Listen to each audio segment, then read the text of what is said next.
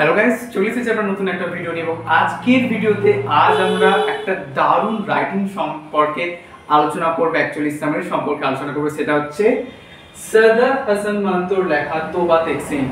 দারুণ একটা রাইটিং, শেষ পর্যন্ত তোমরা কিন্তু দেখতে থাকো এবং তোমাদেরকে আমি বলবো এই রাইটিং থেকে তোমাদের কি কি কোয়েশ্চেন পরীক্ষায় আসতে পারে।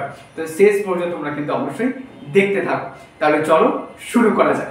ওকে, ফার্স্ট অফ অল আগে আমাদের জানতে হবে যে সরদার হাসান মান্টো ইনি কে ছিলেন। ইনি হচ্ছেন আমাদের একজন পাকিস্তানি রাইটার, একজন প্লে রাইট এবং একজন অথর ছিলেন ইনি।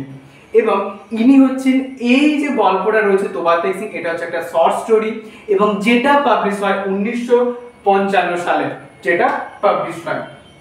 এবং এই গল্পে ছোট্ট গল্পের মধ্য দিয়ে আমাদেরকে সরদার হাসান মান্টো দেখাচ্ছেন যে যখন আমাদের ইন্ডিয়া এবং পাকিস্তান দুটো ভাগে বিভক্ত হয়ে গেল, আলাদা হয়ে গেল, তখন সাধারণ মানুষ কিভাবে সেই ব্যবস্থা বা কিভাবে সেই অ্যাকচুয়ালি ডিভিশনটা কিভাবে তারা পারসিভ করছে বা অবজার্ভ করছে, সেটা সম্পর্কে তিনি আমাদেরকে এই গল্পের মধ্যে দেখাবেন। এবং আরও যেটা দেখাবেন সেটা হচ্ছে যে এই পার্টিশনের ইরেশনালিটি বা ট্রমা সম্পর্কে তিনি আমাদেরকে এই গল্পে দেখাবেন। ওকে, এবং এই গল্পটা যিনি সেটিং রয়েছে, সেটিংটা হচ্ছে আ মেন্টাল অ্যাসাইলাম, মানে যেখানে হচ্ছে পাগল, অ্যাকচুয়ালি বিভিন্ন যারা ব্যাড পিপল তারা থাকেন ইন লাহোর। লাহোরে shortly after the partition of India in 1947, 1947 সালে যখন আমাদের ইন্ডিয়া এবং পাকিস্তান অ্যাকচুয়ালি আমার দুটো ভাগে বিভক্ত হয়ে গেল, তখন এই মেন্টাল অ্যাসাইলামে, লাহোরের মেন্টাল অ্যাসাইলামে আমাদের যিনি প্রধান ক্যারেক্টার তিনি হচ্ছেন বিশান সিং। এই বিশান সিং তিনি কিভাবে আমাদের মনের মধ্যে একটা আলাদা ধরনের জায়গা করে নেবেন, সেটা সম্পর্কে তিনি আমাদেরকে এই গল্পের মধ্যে দেখাবেন। আমাদের সরদার হাসান মান্টো আমাদের দেখাবেন। ওকে, চলো তাহলে। তো এবার এই গল্পের মধ্যে তোমাদের অবাক লাগে যে কেন রাইটার আমাদেরকে একটা মেন্টাল অ্যাসাইলাম, কেন তিনি আমাদেরকে সেটিংটা রাখলেন, এটা সবই আমাদের মনে প্রশ্ন আসবে। অ্যাকচুয়ালি আমাদের সেই সময়কারে কন্টেম্পোরারি সোসাইটিকে যেন আমাদের লেখক মনে করেছেন যেন একটা মেন্টাল অ্যাসাইলাম, যেখানে ম্যাডনেস একটা খুব গুরুত্বপূর্ণ একটা থিম রয়েছে আমাদের, ম্যাডনেস অ্যাজ মেটাফর, যে সেখানে যেমন হচ্ছে ওই মেন্টাল অ্যাসাইলামটা হচ্ছে আমাদের সোসাইটির যেন একটা পোর্ট্রেয়াল।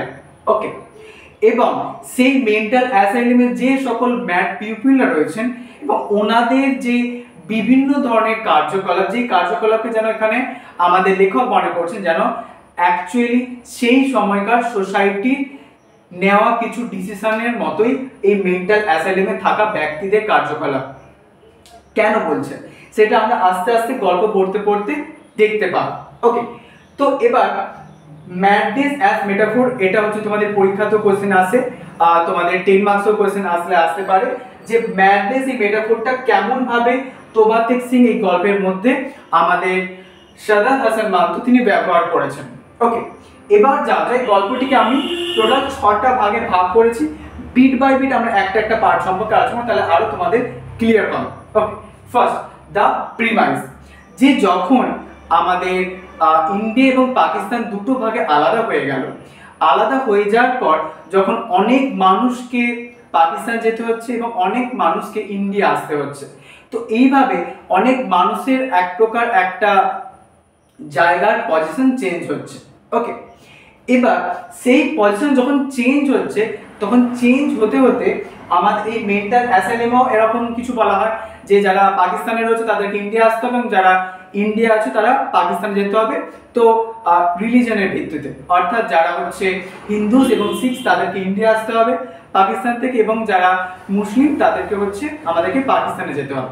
তো এইভাবে অ্যাকচুয়ালি সেই সময়কালে এরকম একটা আমরা বলতে পারি সোসাইটাল ইমেজ আমাদের সামনে সরদার হাসান মান্টো তুলে ধরছেন তোবা তেহসিনে। ওকে, এবার প্রিমাইস সেখানে কি হচ্ছে, সেখানে এরকম ভাবে কিছু লাহোরে থাকা মেন্টাল অ্যাসাইলামে ব্যক্তির মধ্যে আমাদের এই বিশান সিংহ রয়েছে। তো অনেক ব্যক্তি তারা ওরকম ভাবে তাদেরকে ইন্ডিয়া পাঠিয়ে দেওয়া হয়। ওকে, তারপর দা হচ্ছে সেকেন্ড নাম্বার পয়েন্ট, দা ইনমেন্সেস রিঅ্যাকশনস। ওকে, তো অনেকে তারা কি করে, তারা যেতে চায় না, তারা বলে আমরা এখানেই আছি, ভালো আছি। এবং একজন সে খুব মজার, সে হচ্ছে গাছে উঠে পড়ে, গাছে উঠে পড়ে বলে যে হচ্ছে আমি ইন্ডিয়াতে নেই, পাকিস্তানে নেই, আমি গাছেই ভালো আছি। তাই জন্য এই লাইনটা খুব গুরুত্বপূর্ণ line, I am happy in this tree, এবং আমি গাছেই ভালো আছি, এবং সে গাছ থেকে নামে না। তো এইভাবে যে একটা ম্যাড পিউপিলদের যে বিভিন্ন ধরনের কার্যকলাপ, যে কার্যকলাপের মধ্য দিয়ে অ্যাকচুয়ালি আমাদের সাদাত হাসান মান্তো তিনি সেই সময়কালে কন্টেম্পোরারি সোসাইটিকে তিনি অ্যাকচুয়ালি ক্রিটিসাইজ করছেন। ওকে, এরপর তারপর হচ্ছে ইন্ট্রোডাকশন অফ বিশন সিং। তারপরে আমাদের বিশন সিং যিনি প্রধান ক্যারেক্টার আমাদের গল্পে, তার কথা আমরা জানতে পারি। যিনি হচ্ছেন আমাদের এই মেন্টাল অ্যাসাইলামে, লাহোরের মেন্টাল অ্যাসাইলামে যিনি 15 বছর ধরে আছেন, এবং তিনি আজকে কি বার, কাল কি মাস বা কি বছর চলছে তিনি কিছুই জানেন না, ঠিক আছে।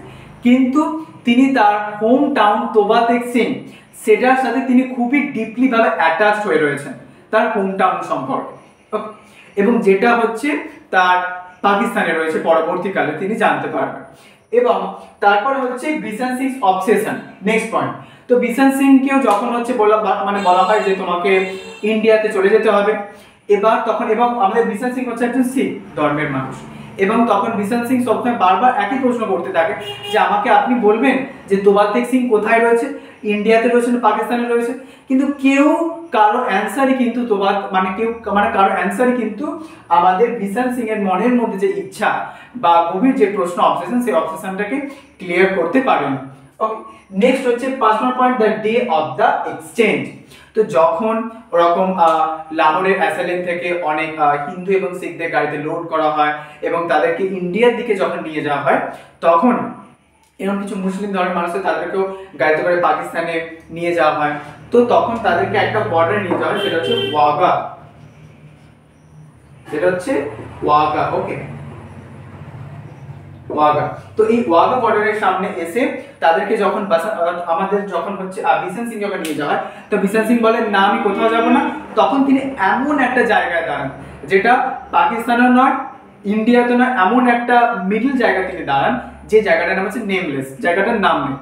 এবং পরবর্তীকালে নেক্সট পয়েন্ট, 6 পয়েন্টটা এন্ডিং, যখন সকাল হয়, ভোর হয়, তখন আমরা জানতে পারি যে বিশন সিং তিনি এমন একটা জায়গায় শুয়ে রয়েছেন যেই জায়গাটা ইন্ডিয়া নয়, পাকিস্তান নয়, এবং সেখানে আমাদের গল্পে বলা হচ্ছে দারুণ একটা লাইন, দেয়ার বিহাইন্ড, এই লাইনটা তোমরা তোমাদের অ্যানসার ইউজ করতে পারো, খুব সুন্দর line, there behind bird wax was India. এবং বিহাইন্ডে একটা ওরকম ভাবে চারিদিকে বার্ড ওয়াক্স রয়েছে, চারিদিকে তার রয়েছে, ওই তারের এদিকটা হচ্ছে আমাদের India, here behind bird wax was Pakistan, এবং ওই দিকটা হচ্ছে আমাদের পাকিস্তান। ইন দ্য মিডল, এবং মাঝখানে, on a নেমলেস piece of earth, এবং আর্থের একটা নেমলেস জায়গা, যে জায়গাটার কোনো নামই নেই, লে তোবা তেক সিং, এবং তোবা তেক সিং সেখানে শুয়ে রয়েছে। তো এইভাবে গল্পের একটা এন্ডিং হয়, একটা হরিবল এন্ডিং হয়, এবং এই গল্পটার মধ্যে কোনো রকম একটা রিসলিউশন কিন্তু আমরা দেখতে পাচ্ছি না। কিন্তু আমাদের সাদাত হাসান মান্তো তিনি গল্পটার মধ্যে দিয়ে আমাদেরকে দেখাচ্ছেন যে কিভাবে সেই সময়কার মানুষদের আইডেন্টিটি, রেশনালিটি, হোম টাউন কিভাবে হারিয়ে যাচ্ছে এরকম ডিভিশনের মধ্য দিয়ে, পার্টিশনের মধ্য দিয়ে। সেটাই আমাদেরকে এখানে সাদাত হাসান মান্তো তিনি আমাদের তোবা তেক সিং এর মধ্য দিয়ে দেখাচ্ছেন। এবং তোমাদের এখান থেকে একটা 5 মার্কসের কোশ্চেন আসতে পারে, 10 মার্কসের কোশ্চেন আসতে পারে। সেটা হচ্ছে তোমাদের বিশন সিং সম্পর্কে একটা ক্যারেক্টার অ্যানালিসিস করে, সেটা সম্পর্কে তোমরা ভালোভাবে নোটসটা বানিয়ে রেখো। Okay, so thank you so much সবাইকে শেষ পর্যন্ত ভিডিওটা দেখার জন্য। এবং তোমাদের কোথাও যদি কারো কোথাও প্রশ্ন থাকে অবশ্যই তোমরা কিন্তু কমেন্টে জানাতে ভুলে যাও। Thank you. পরীক্ষা খুব সামনে আসছে, বেস্ট অফ লাক, ভালোভাবে পরীক্ষা দাও তোমরা, এন্ড সাবধানে থেকো, সুস্থ থেকো। Thank you.